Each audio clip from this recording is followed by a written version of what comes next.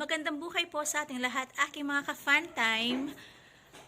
Alam nyo ba na madali lang palang lutuin ang Bicol Express? Oo, madali lang lutuin ang Bicol Express. Basta may gata ka lang, may baboy, at saka may alamang, at saka sangkaterbang sili kung gusto mo. 'Di ba? Ganun lang kadali. Ganun lang ang sangkap ng Bicol Express. Kaya ngayong araw na to, samahan niyo ako sa pagluluto ng Bicol Express. Pero bago tayo magluto at bago tayo pumunta sa aking maliit na kusina, sa mga hindi pa po nakakapag-subscribe, subscribe na po kayo. I-click niyo lang po yung subscribe button dyan sa baba. At saka pati na rin po yung notification bell para anytime po na meron po akong video ay ma-notify po kayo. And kung pwede po ay mag-comment na rin kayo at saka i-share po itong video ko na to. So ngayon po, samahin na po ako. Ganda pala ako kapag naka-side view. Yan. Samahin na po ako sa aking pagluluto. Ito na yung ating 2 kilong kasim. Para kagad sa lumambot. Para kagad siya lumambot. I-pressure cooker ko siya. And then, yung ating ilalagay na tubig, yung pangalawang piga. Pangalawang piga na to.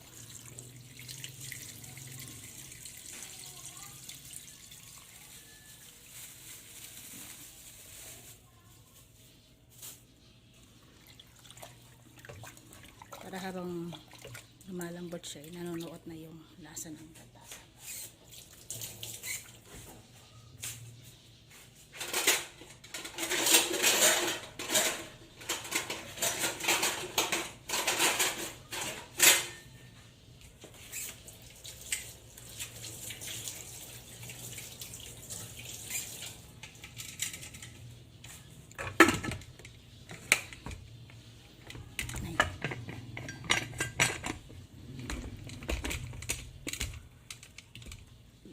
Basta kapag unang sipol, patay ka agad. So, ito na yung ating pork. Ililipat ko lang sa kawali.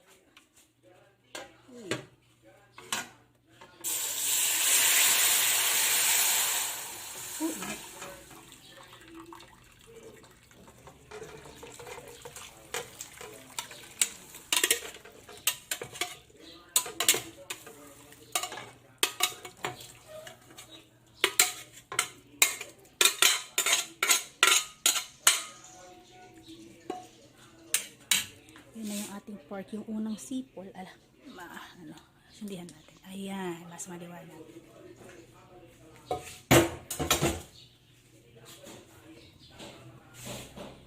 Yan, ihalo natin yung ating bawang sibuyas.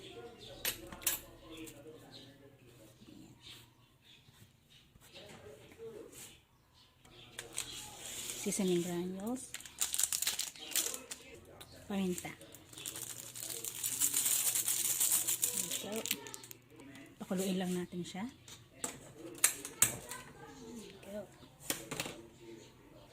Isang tasang alamang.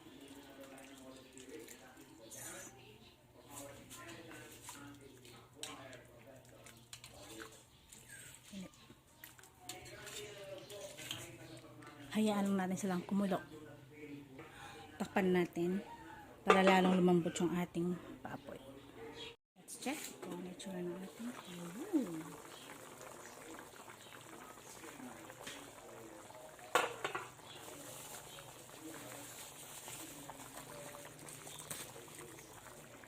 ilagay na natin yung ating kakangkatahin unang piga.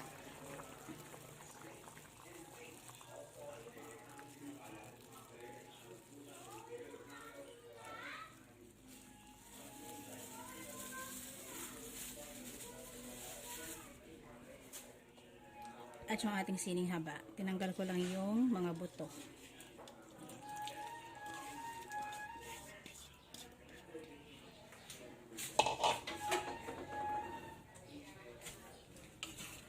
Haluin natin maigi, tapos hayaan lang natin siyang magmantika. Haluin natin.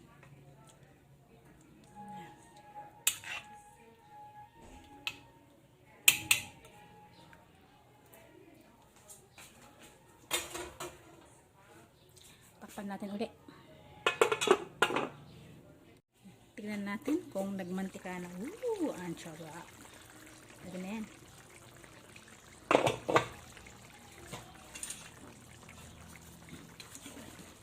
Yes, kasi nagmantika na siya.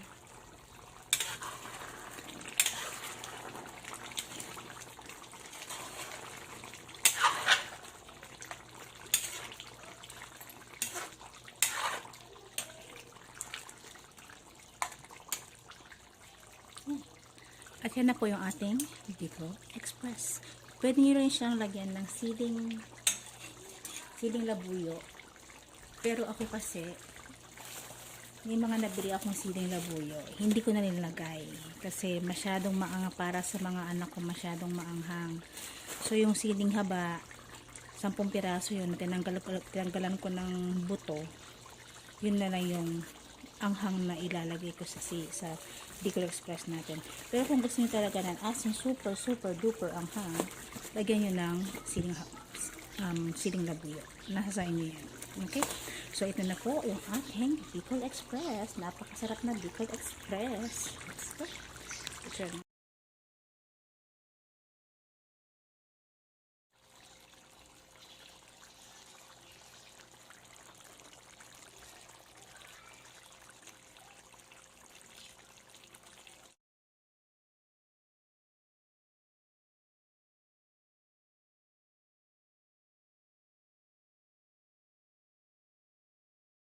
Ayun, ganun lang kadali yung pagluluto ng Bicol Express.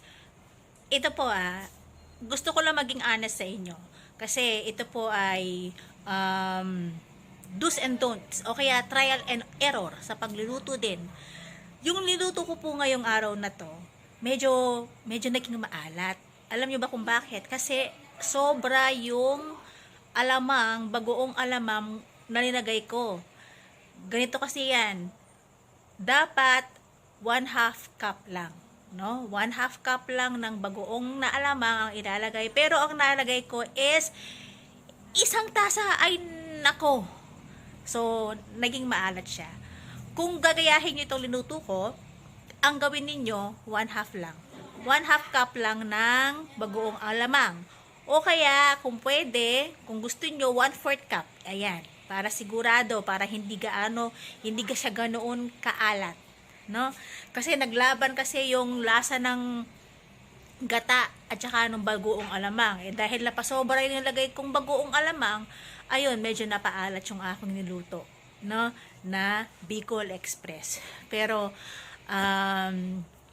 okay naman at kinain naman ng aking mga yun lang nga, just wanna be honest with you kasi 'di ba? Yung pagkakamali ko ay pwede nyong